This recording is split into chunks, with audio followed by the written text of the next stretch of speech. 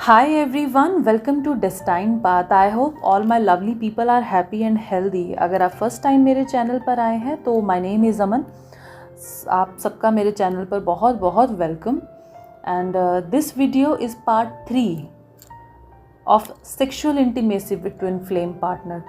मैंने part 1 part 2 already upload कर दिया है. उन वीडियोस का लिंक डिस्क्रिप्शन बॉक्स में मैंने दे दिया है. अगर आपने वो वीडियोस नहीं देखे हैं तो आप उन वीडियोस को पहले देख लीजिए, पार्ट 1 को, पार्ट 2 को.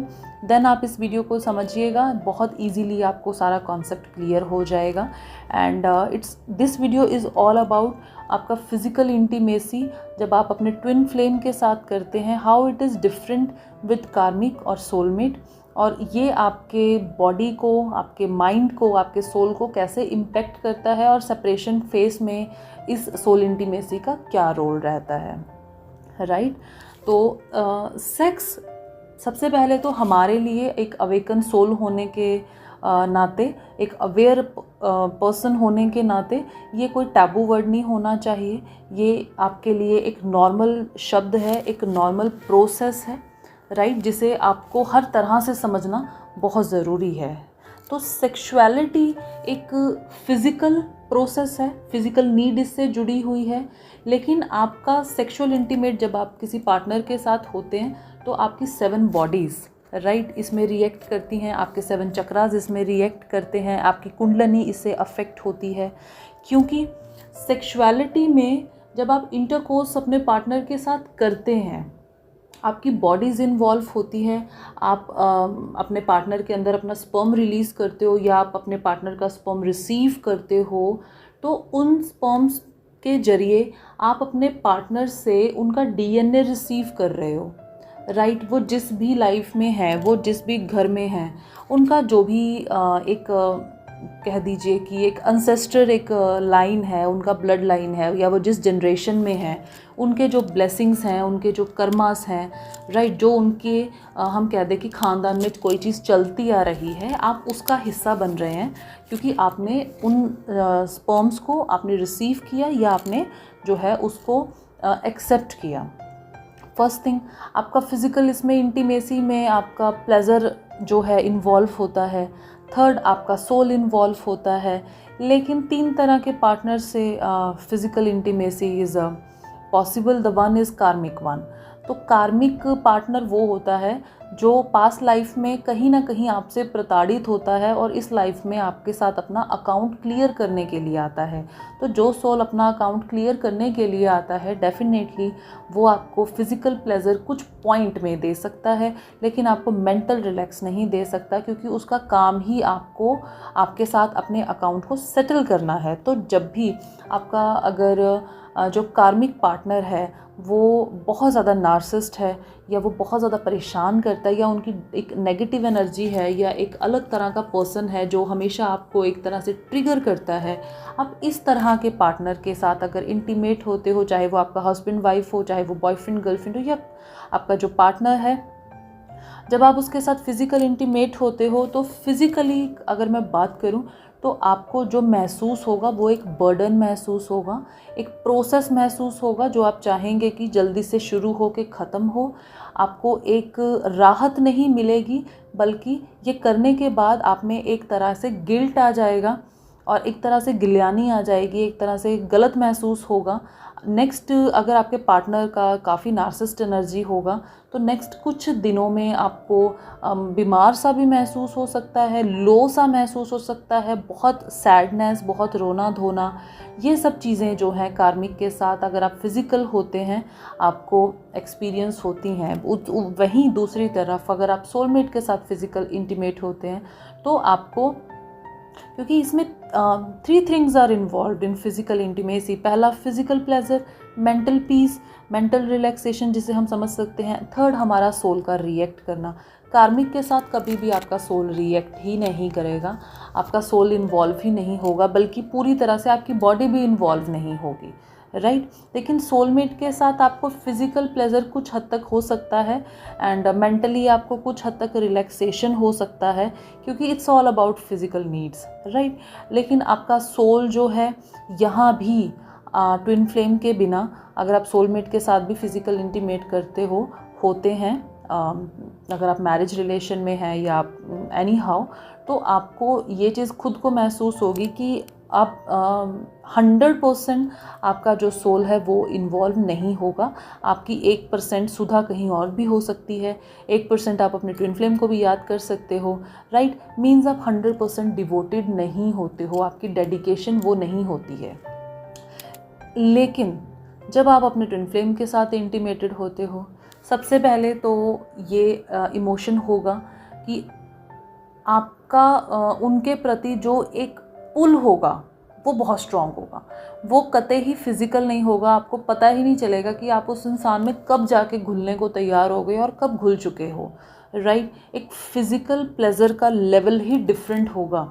मतलब फ़िज़िकल प्लेज़र से स्टार्ट होगा, लेकिन मिडल में और एंड में ये एक मेडिटेशन ही बन जाएगा। मतलब एक आपको लगेगा नहीं कि मैंने इस पर्सन के साथ फिज़िकल एक सेटिस्फेक्शन का कोई प्रोसेस किया है या इसने मेरे साथ किया। आपको लगेगा कि मीन्स ये एक तरह से बिल्कुल घुल जाना, एक तरह से पूजा है ना, एक तरह से वो अनकंडीशनल लव, एक तरह से 100% आपके माइंड का उस पर्सन के साथ इंटीमेसी में इन्वॉल्व हो जाना कि डिससेटिस्फेक्शन तो शब्द ही नहीं आएगा डिक्शनरी में, इतने आप सेटिस्फाई होंगे पर्सन के साथ, राइट। अब होता क्या है कि जब आप अपने ट्विन फ्लेम के साथ इंटीमेट हो गए तो सबसे पहले तो दोनों पर्सन्स को, दोनों ट्विन्स को एक तरह का लेवल महसूस होगा, 100% उनको सेटिस्फेक्शन होगा, राइट। सेकेंडली, आपके जो 7 चक्रास हैं वो वहीं मर्ज होते हैं, वो वहीं एक दूसरे की फ्रीक्वेंसी को रिसीव कर लेते हैं। और जो आपने उनसे डीएनए रिसीव कर लिया है, अब वो डीएनए में उनके एंसेस्ट्रल, उनके जो जनरेशन के जो कर्सेस भी हो सकते हैं, ब्लेसिंग्स भी हो सकते हैं। आपके पर्सन के ब्लॉकेजेस भी आप रिसीव करेंगे, आप उनकी ब्लेसिंग्स, उनकी अच्छी और बुरी दोनों तरह की एनर्जीज़ को आप रिसीव करते हैं, राइट। एंड हर इंसान में जो कुंडलनी है वो प्रेजेंट होती है।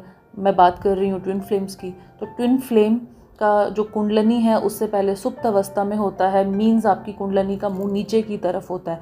लेकिन जैसे ही आप अपने पर्सन के साथ फिजिकली इंटीमेट हो जाते हो, आपकी उस कुंडलनी का जो मुख है वो उधर नहीं होता, वो क्राउन की तरफ हो जाता है। मीन्स वो कुंडलनी ट्रिगर हो जाती है आपके ट्विन फ्लेम के साथ मर्ज होते ही। इसी प्रोसेस को हम कहते हैं ट्विन फ्लेम्स के साथ जब मर्जिंग होती है तो स्पॉन्टेनियस कुंडलनी जो है अवेकन होती है, राइट। लेकिन अवेकन से मतलब ये नहीं है कि वो अपने क्राउन में जो है जा मिलती है, लेकिन वो सुप्त अवस्था में नहीं है, अब वो जागृत अवस्था में है। अब आपके जो ट्रिगर्स हैं वो बढ़ेंगे, क्योंकि अब इस कुंडलनी का काम है ऊपर की ओर आना, राइट। तो अब आपके पर्सन से जो आपने डीएनए रिसीव किया, अब ये भी आपको सेपरेशन में हील करना है। जो आपने प्यार रिसीव किया, जो आपने इमोशंस रिसीव किए, जो 100% आपने डेडिकेशन दी, ये सब ही इमोशंस आपको चेज़ करने पर मजबूर करते हैं। और आपका पर्सन जब रन करता है उसको डेफिनेटली ये चीज़ें याद रहती हैं कि इस पर्सन के साथ मेरा ऐसा लिंक था। लेकिन जैसा कि इस जर्नी का नियम है कि सेपरेशन होना निश्चित है, तो सेपरेशन में एक पर्सन का डायनेमिकली रन करना भी निश्चित है, तो वो पर्सन रन करता है। लेकिन इसका मतलब कतई ये नहीं है कि उसने उन पलों को एंजॉय नहीं किया, या वो उन पलों को भूल गया होगा, या उसने आपके उन पलों को किसी और के साथ रिप्लेस। ट्विन फ्लेम्स का कोई रिप्लेसमेंट नहीं होता। आप इस जर्नी को एक्सेप्ट करें या ना करें, जब भी आप अपने पर्सन के अलावा कहीं अगर इंटीमेट होंगे, you will see the difference. आपको उसी समय समझ में आ जाएगा कि वर्थलेस है ये चीज़, राइट। लेकिन अगर आप मैरिड हैं तो डेफिनेटली आप अपने सोलमेट के साथ अगर मैरिड हैं तो आप हो सकता है इस तरह के डेफिनेटली आप एक इंटरकोर्स में हों, जो कि गलत नहीं है, क्योंकि आप एक ऑलरेडी लाइफ में हैं। यहाँ मैं एक ओपनली एक चीज़ आपसे कहना ये चाहूँगी कि आपके हाथ में आपकी ज़िंदगी नहीं होती है ना। उनके हाथ में उनकी ज़िंदगी नहीं है। ये एक जर्नी है। इस लाइफ में आप कुछ समय के लिए मिले, कुछ समय के लिए आप सेपरेट हो गए। आप अपना इनर वर्क हर इंसान, हर ट्विन फ्लेम ये सोच के स्टार्ट करता है कि मुझे मेरा पर्सन मिल जाए, लेकिन वो पर्सन आपको हस्बैंड या वाइफ के ही रूप में मिलेगा, ये आपके कर्मों पे निर्भर करता है, ये आपके डिवाइन प्लान पर निर्भर करता है। और इस दौरान अगर आपकी मैरिज कार्मिक से हो जाती है तो यहाँ पे हम कह सकते हैं कि आपको थोड़ा सेक्सुअलिटी को थोड़ा सा कंट्रोल करने की ज़रूरत है, क्योंकि इससे आपकी नेगेटिविटी बहुत बढ़ जाएगी। लेकिन अगर आप सोलमेट के साथ एक हारमोनियस कनेक्शन में हैं और आप इनर वर्क करके इतने बैलेंस हैं कि आप इस चीज़ को समझ पा रहे हैं कि आपका जो ट्विन फ्लेम है वो आपके सोल है, वो पर्सन आपका प्यार है, वो पर्सन आपकी सारी ज़िंदगी है, लेकिन ये एक डिवाइन कनेक्शन है 5D में, वो पर्सन आपके साथ है, तो आप अपनी 3D लाइफ से भाग नहीं सकते हो, आप अपने 3D रिस्पॉन्सिबिलिटी से भाग नहीं सकते हो, राइट।